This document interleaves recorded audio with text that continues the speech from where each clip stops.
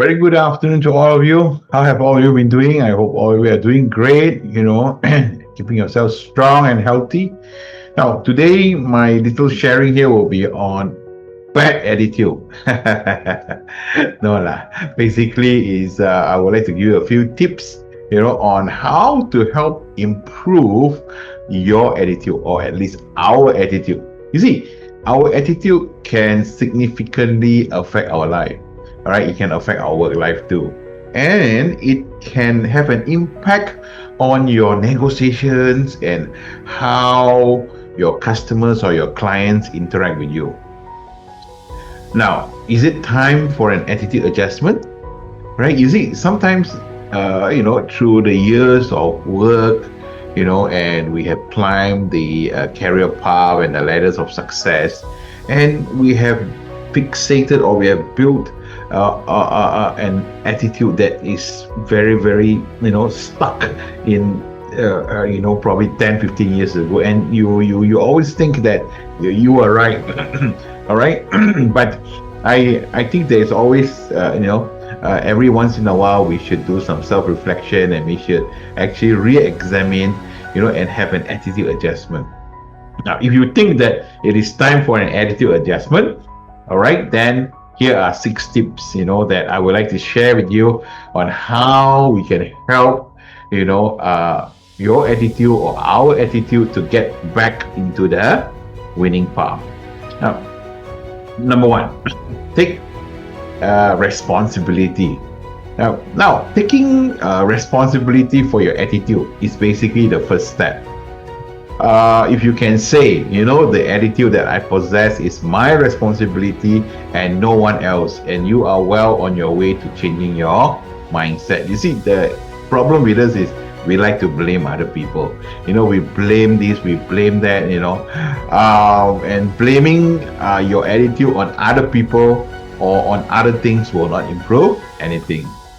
Number 2, you need to evaluate your present attitude. As I've said just now, you need to start improving how to improve your attitude. You need to first assess your current attitude, and then you identify your negative feelings that you have about yourself, okay, and others, and also at your workplace.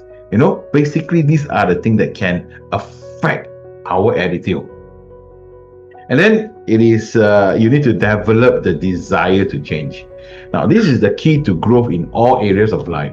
Ironically, most people desire improvement. They want improvement, and yet at the same time they resist change.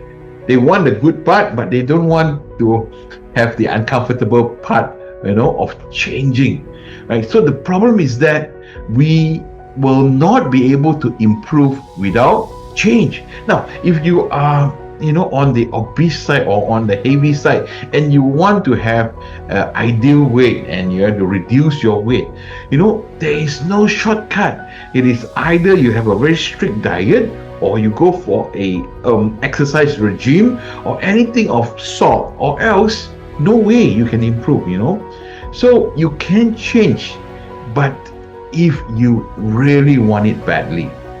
I remember, not too long ago, I went for a health check, and the report came back so negatively. They were saying this and this and that, and it sort of gave me a shock, and it brought me to my realization that I need to eat right, I need to sleep right, I need to rest right, and within the next couple of months, I actually lost almost 20 over kilos. Almost 20 old kilos to 25 kilos. You see, so that kind of realization, if you want it bad enough, you can actually, change. Or you are able to change and do the kind of attitude that you want. So that is developing the desire to change. Number 4, you need to change your thoughts.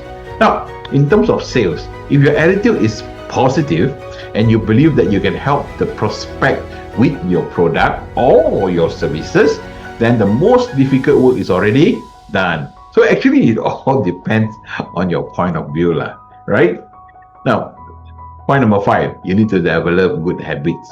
We not through the years we always say good habits, good habits. Eat right, sleep right, exercise right, this and that. You see, negative thoughts leads to negative beliefs. Negative beliefs can become the basis for wrong decisions that lead to wrong action. So when this cycle is repeated, it fits a bad attitude. Instead, try developing one good habit at a time. Don't try to do too many. Don't try to improve too many. One at a time. For example, getting up early or exercising, and breaking the cycle with one good habit can lead to the developing of more good habits and a more positive outlook. Next point, which is point number 6, which is our last point for today, you need to find other positive people. You need to find other positive people, right? Avoid time with negative people, because you know why? All they do is to bring you down to their level. All they know is complain, negative, negative, negative. You need to find people who can have this, what I call a can-do attitude, and that can bring out the best in you and others. So that's why you see, a good attitude can become the difference maker in your life. It can open doors and it can help you to overcome great obstacles.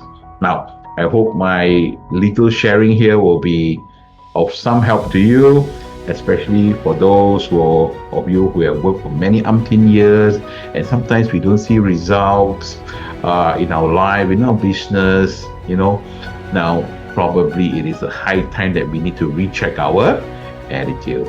All right. So once again, I'm Philip Leong. I'm doing what I'm doing for the very fact that leadership matters because people matter. I hope that you will stay strong, keep yourself healthy. All right. And I want to see you in my next video. Bye bye.